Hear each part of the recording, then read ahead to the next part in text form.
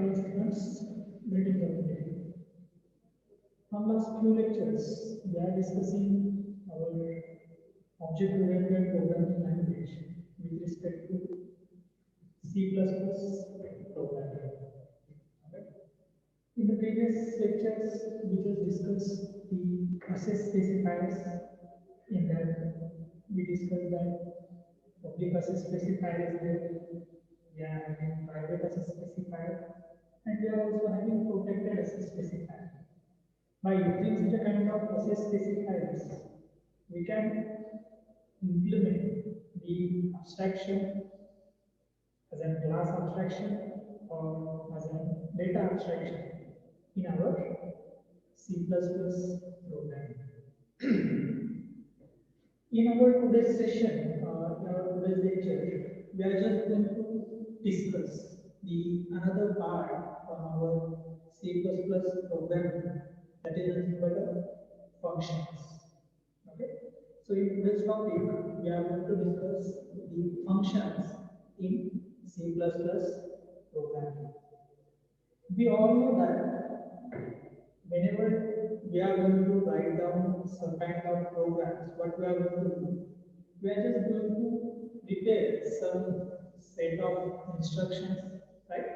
And we are just going to have the sequence of such a kind of set of instructions in our program. And with the help of that program, what we are going to do, we are just going to produce a output, right? So every time whenever we are going to write down such a kind of set of instructions, we are just going to take some kind of inputs, right? Then we are going to perform some kind of specific computations, and we are getting output, right? But sometimes what happens in our programming or in our software, we are just going to implement the same kind of functionality or the same kind of instructions at different places, right?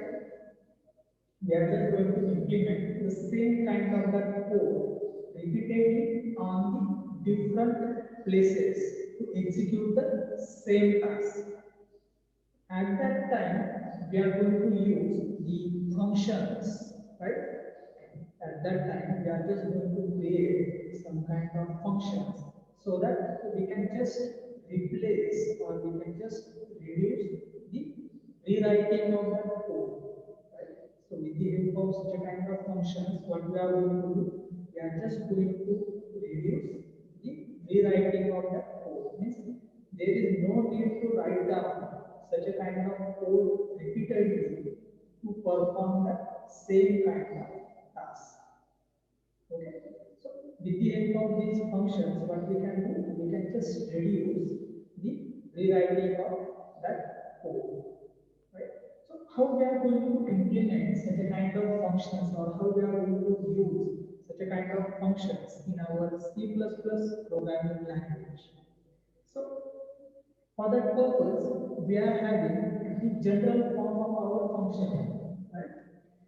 General form of, we can say that, or the syntax. What will be the syntax for declaring the functions in our C++ programming language? So first of all, in our function declaration, we are going to have return type. Okay, we are going to have return type, whether that function is returning some kind of value or not. Depending on that, this return type is going to be decided.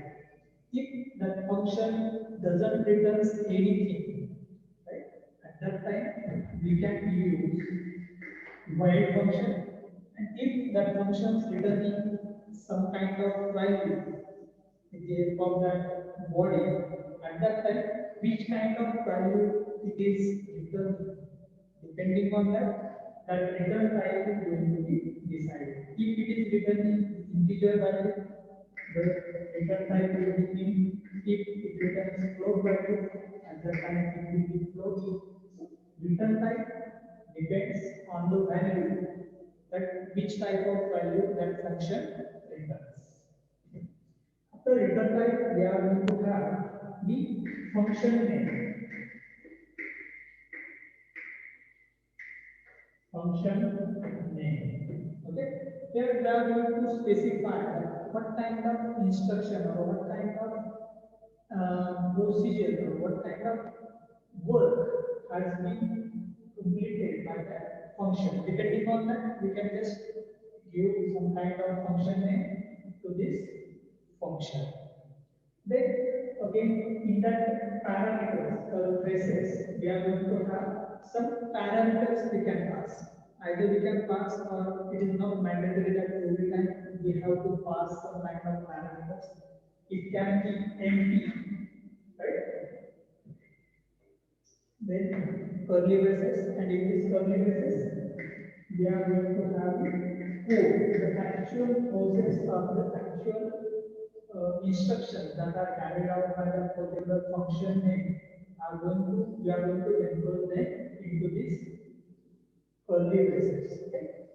So this is nothing but the code actual body, right? Code body you can say that, and this is nothing but your header, right? Function header. Here you are not going to use semicolon. Whenever you are going to declare the return type function name, here you just don't have to use semicolon. After that you are going to have this opening braces or closing braces, and in between these two braces we are going to have the actual code, right? Or the actual instruction that we can reuse by using this function name. Okay. So this is nothing but the general syntax for the functions in C++. Then next we are having the declaration, the same thing that we are going to discuss. We just have to identify the function declaration is compiler about the number of parameters that we are going to pass, right? One more thing that we should consider, right? In the previous syntax we just didn't consider, but here we can just consider. Let us consider argument 1 I and argument 1. You can have number of arguments in this function. You can have the number of arguments by using this argument 5 and argument 1. Here is name of that argument, right? The code.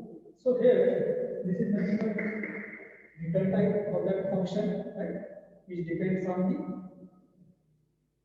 what type of value that your function returning. This is nothing but function name,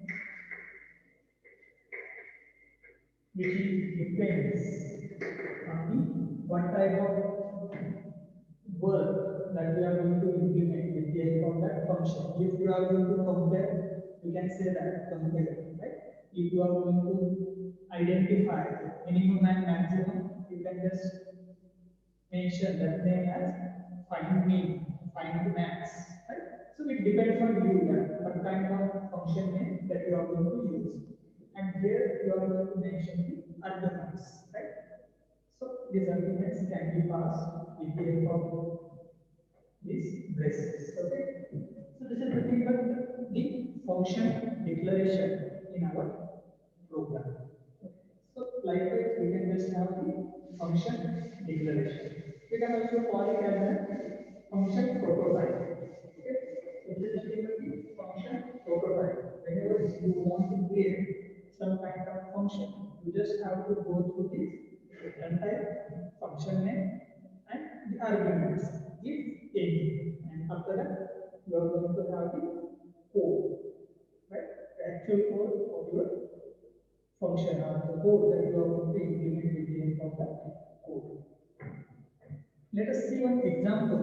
With the help of this example, we will come to know that how we are going to declare a function and how that function can be used in our program. So, first of all, we all know that there is hash include ISP.h, right? Now, this iostream package or iostream, it depends on which kind of compiler that you are using, right? If you are executing your program in C++ Turbo, at that time you can just add .h. Otherwise, if you are executing these programs with the help of GCC, there is no need to add that .h. Okay. So here in this program, what we are going to implement, we are just going to implement that we are going to find out the maximum value among the two values. Right? So we are just going to write down function max. Okay, integer max. With the help of this max function, we are just going to return the maximum value with the help of this function body. So we are making two values, integer x, integer y. Okay. So among these two values, we are going to find out the max. Okay. So for this purpose, we just need to have some kind of logic, and that logic we are going to implement with the help of this body, right? Body of that max function. So if x is greater than 1, right? If x is greater than 1, if this returns true, at that time, what we have to return? The value of that x will be returned as an integer value. Okay? And else what will happen? If this returns false, means what? Your y is max. Your y is max. So this is nothing but the function that we are having, which returns the maximum value among the two values that we have provided. And here is the logic of that function. So if x is greater than y, it will return x, and if this returns false, it will jump to the else part and it will return y as a max value. Okay. So this is nothing but a function. Now we need to write down a main function, integer main. Opening curly braces. Now we are having two values. Integer a is equal to 10, b is equal to 20. Right? A is equal to 10, b is equal to 20. So we are just going to call this function in our main function. Right? How we are going to call max? We are having values a and b. Right? Now this max a and b is going to be called, but it returns some value. Right? So we need to store that value in another variable. Let us say integer m means the value that it returns with this function as an x and as an y. We are going to store it into m. Right? And we are just going to print out that value with the help of our cout statement. Max value is equal to n. Okay? Then max value is equal to m. Here we are going to print out the m value that we are going to store with the help of this max function into this m variable. Right? So after this, we can just say return 0 and closing braces. Right? So here we are just going to call the function that we just have declared and defined with the help of this function declaration and body. Right? So whenever we are going to call that function, so max a b. Right? Here what happens? A value 10, b value is 20. Max 10, 20 is going to be called here we are just going to replace the values of a and b are going to be stored in this x and y. So x is equal to 10, y is equal to 20. So 10 is greater than 20. It is going to check this condition. So as 10 is greater than 20 is a false statement. If we jump to the else, and if we just return the value of y. What is the value of y? 20. So with the help of this function, it will return 20 to main function again. Means it will replace the by 20. Right? Max a comma b will be replaced by 20. This value is going to be initialized to m. Right? And the same value we are going to print at our console screen with the help of this cout statement. Max value is equal to the value of m is 20. Max value is equal to 20. Okay. So this is nothing but the way how we are going to use functions in our C++ program. Then next we are having that why we need such a kind of functions in our program. So this kind of functions are very important in our program. So the first use of such a kind of function is nothing but these functions help us for reducing the code redundancy. Right? As discussed earlier, we all know that in our software there might be some kind of code that we are going to implement number of times. So by writing such a kind of function, such a kind of modules, we can just replace the rewriting of code. Right? We can just reduce the writing that code again and again, and we can just create such a kind of functions and call those from everywhere. Right?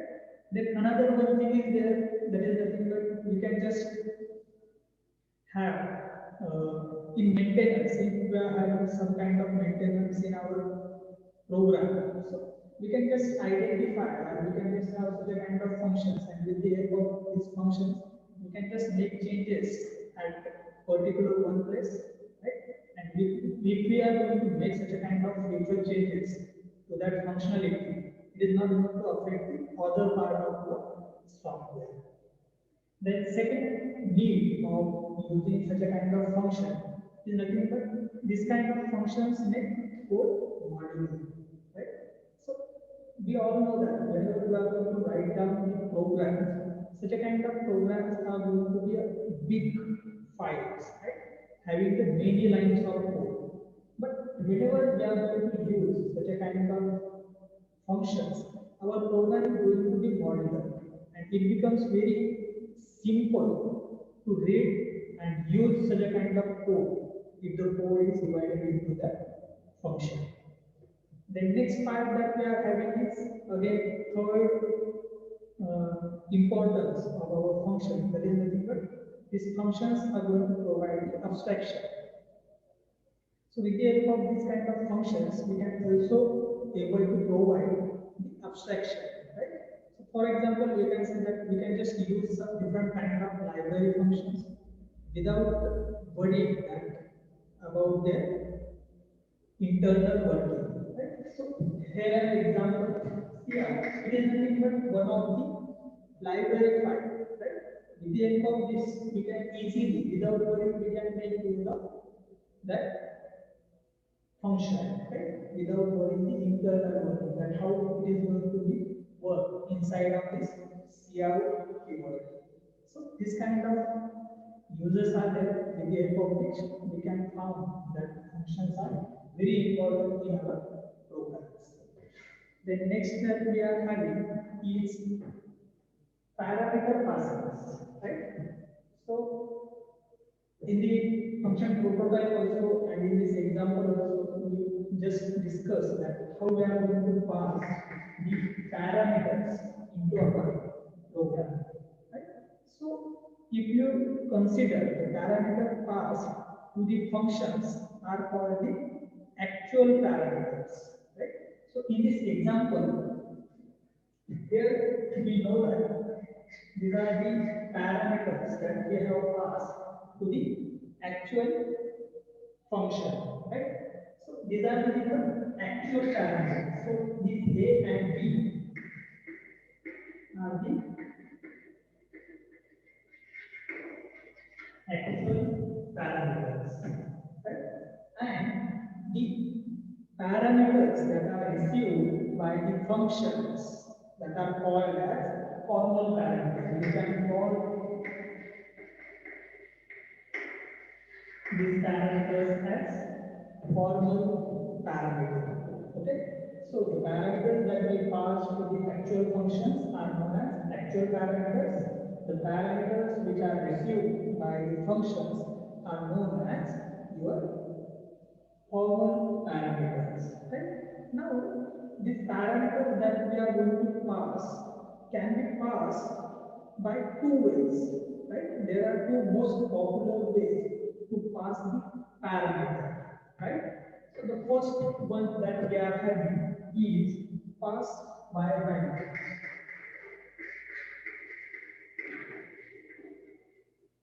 And second one is that we are having is pass by reference. Right? Pass by reference and pass by value. So these are the two topics that are very important whenever we are going to use the functions in C++, right? And what kind of parameter passing we need to implement in this C++ code that depends on that what kind of values you are going to pass, right? So this is nothing but parameter passing to the functions, right? There are two types of parameters. One is actual parameter, second is formal parameter. We are having this kind of parameter passing by two ways. The first one is the pass by value, and second one is that is pass by parameter. So let us try to understand that what is this pass by value and what is this pass by reference. So in this parameter passing methods, the first one is that is pass by value, right? So values of these actual parameters are going to be copied to the function's formal parameter, right? Here in an example, we are having pass by value, right? So the actual parameters value are going to be copied to the formal values or the formal parameters, right? And the two types of parameters are stored at the different locations. Means we are going to have two types of values for A and B and X and Y. So both the parameters, formal parameters as well as your actual parameters, both the two types of parameters are going to be stored at the different memory locations. So the any changes that we are going to make inside the functions are not going to be reflected in the actual parameters of column. Right? So if I am going to make some kind of changes here, that is going to not going to reflect into our actual parameter of column. Right? So these are the actual parameters, and actual parameters column it does not it is not going to affect on this actual parameter. So this is nothing but we are just directly going to pass the values by using pass by value.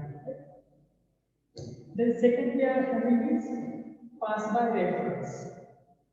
So in pass by reference, both the actual as well as formal parameters refers to the same location, right?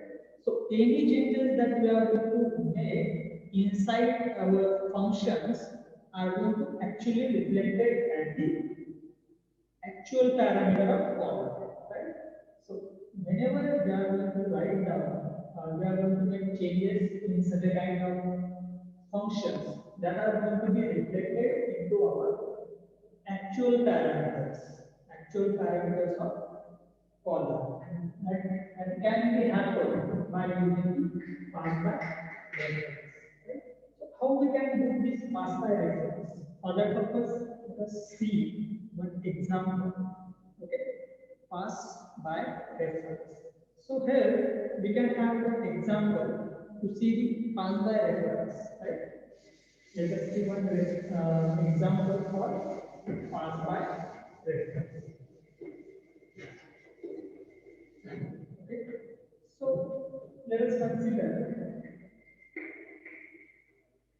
integers flat, right? Here integer pointer and integer pointer. Right? So here the parameters that we are going to pass,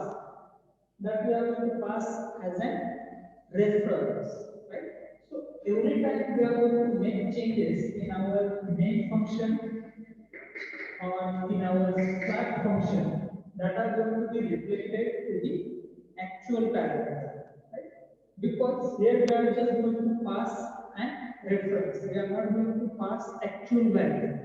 We are just pointing, or we are just providing the reference to some memory location, right? So no separate values are going to be stored for the actual parameter and your formal parameter, right? So both actual parameter as well as formal parameters are going to point to the same memory location.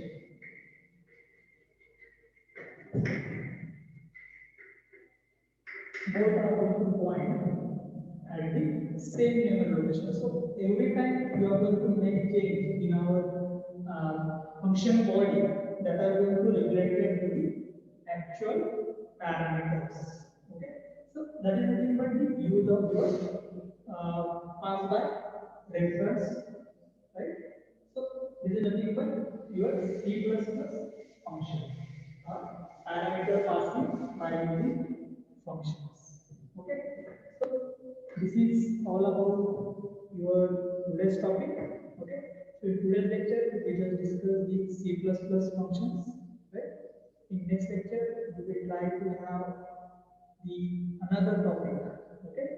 So in today's session, we are going to end our session. Okay. Thank you very much.